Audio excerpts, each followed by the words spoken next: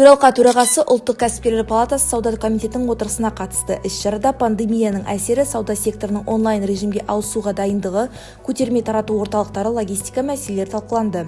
Сатып алуларды жүзеге асыру ережелеріне түзету енгізу жобасы талқыланды. Енді мемлекеттік сатып алу шарттарында сырттан әкелінетін материалдарды пайдаланғаны үшін мердігерге 5% мөлшерінде айыппұл түрінде жауапкершілік белгілеу тармағы пайда болады.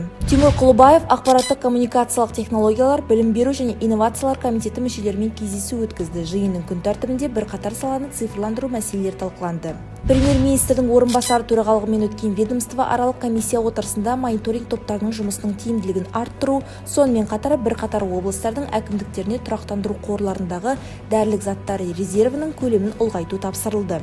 Төралқа төрағасы және ұлттық палата туристік сала комитетінің кездесуі өтті. Өткен кездесуде туристік сала қызметінің негізгі векторларын дамытудағы мүмкіндіктер мен проблемалар, сондай-ақ пандемия кезеңінде саланы қолдаудың қажетті шаралары талқыланды. Мемлекеттік кірістер комитеті ахуалдық орталығы және электрондық декларациялау орталығының таныстырылымы өтті. Сенат депутаттары бизнес өкілдерімен кездесті. Кездесу жоспарланған парламенттік тыңдаудың дайындық жұмыстары шеңберінде өтті. 20 қарашаға жоспарланған тыңдауда шағын және орта бизнесті қолдау мәселелері қарастырылады деп күтілуде.